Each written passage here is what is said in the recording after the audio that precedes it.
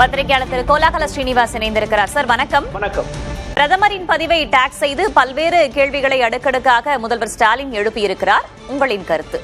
அதே போல அப்பனா அந்த கேள்விகளுக்கு பதில் கேள்விகளை இன்னைக்கு மதுராந்தகத்துல பிரதமர் மோடி எழுப்புவார்னு நான் நினைக்கிறேன். இப்ப அவர் சில கேள்விகள் இந்த திட்டம் என்ன ஆயிற்று அது இதுன்னு சொல்றாங்க இல்லையா. இப்ப அதே போல இப்ப பிரதமர் கேள்வி கேட்கலாம். நீங்க 2021 எலெக்ஷன் டயத்துல நாங்க ஆட்சிக்கு வந்தா நீட்டை ஒழிச்சிருவோம் சொன்னீங்களே, அது என்ன ஆச்சு? அதே போல எத்தனையோ ப்ராமிஸ்ல நீங்க பண்ணீங்களேன்னு வரிசையா அடுக்கலாம். அடுக்கி இதெல்லாம் நீங்க ஏன் செய்யல அப்படின்னு சொல்லி கேட்கலாம். இப்போ ஒரு உதாரணத்துக்கு சொல்றோம்னா, மின் கட்டணம் மாத முறையில வரும்னு சொன்னீங்க, ஆனா இன்னைக்கு அதே பழைய முறை தான் தொடருது. இப்படியே பல விஷயங்கள் இருக்கு. அவங்க சொல்லியிருந்த வாக்குறுதிகள்ல நிறைவேற்ற இன்னைக்கு அரசு ஊழியர்களும் மற்றவங்களும் போராட வேண்டிய அவசியமே கிடையாது.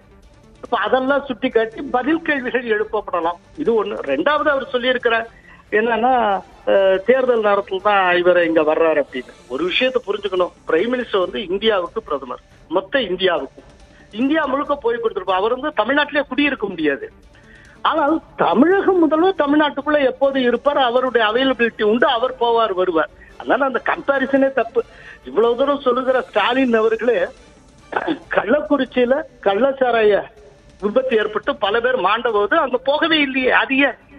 உள்ள கேள்வி வரும் இனிமே. அதனால கேள்வி கேட்க ஆரம்பிச்சார்னா ஸ்டாலினுக்கு பதில் கேள்விகளும் வரும், அவர் கேட்ட கேள்விகளுக்கு பதில்களும் வரும்.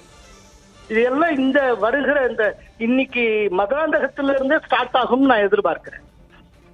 சரி, அதுல குறிப்பா ஆளுநர் குறித்தும் அவர் பதிவிட்டு இருக்கிறாரு. பாஜகவின் முகவர் போல் செயல்படுகிறார், அவருடைய அராஜகம் எப்போது முடிவுக்கு வரும் என்ற கேள்வியையும் எழுப்பி இருக்கிறாரே திரு கோலாகல ஸ்ரீனிவாஸ். ஆமா, அது அவருடைய பாயிண்ட் ஆஃப் வியூ.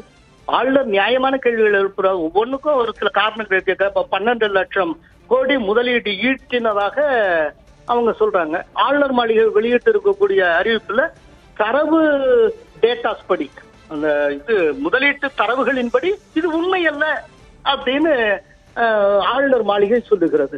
இவங்க என்ன கிளைம் பண்றாங்களோ அதுக்கு உண்மையிலே ரொம்ப குறைவா தான் வந்திருக்கு. இவங்க சொன்ன அளவுக்கு அது அப்படியே மெட்டீரியலைஸும் ஆகல. கடந்த காலத்துல வந்து உலக முதலீட்டாளர்களை ஈர்க்கறதுல 4வது இடத்தில் இருந்த தமிழ்நாடு இப்போது 6வது இடத்தில் அதை தக்க வைத்துக் கொள்வதற்கே தள்ளாடி கொண்டிருக்கிறது அப்படின்னு. இப்ப இது இல்லைன்னு மறுக்கட்டும். எல்லாமே அவர் வந்து கொறி எழுப்புறாருல, இதுக்கு என்ன காரணம் என்ன காரணம், ஏன் பதில் சொல்ல வேண்டும்? கேள்வி கேட்டாலே தப்புன்னா ஆளுநர் என்ன சும்மா கையெழுத்து போடுறதுக்காக ரப்பர் ஸ்டாம்பா உட்கார்ந்துட்டு இருக்காரு? இதுக்கு முன்னால பல ஆளுநர்கள் அப்படி இருந்திருக்காங்க, அது வேற விஷயம். ஆனா ஒவ்வொரு ஆளுநருக்கும் ஒரு தனித்துவமான குணம் உண்டு. இந்த ஆளுநர் அப்படி கிடையாது. நீங்க கன்வின்ஸ்டா பதில் சொல்ல வேண்டியதுதானே. நன்றி திரு கோலாகல ஸ்ரீனிவாஸ், இணைப்பில் வந்து உங்களுடைய கருத்துக்களை பகிர்ந்து கொண்டமைக்கு.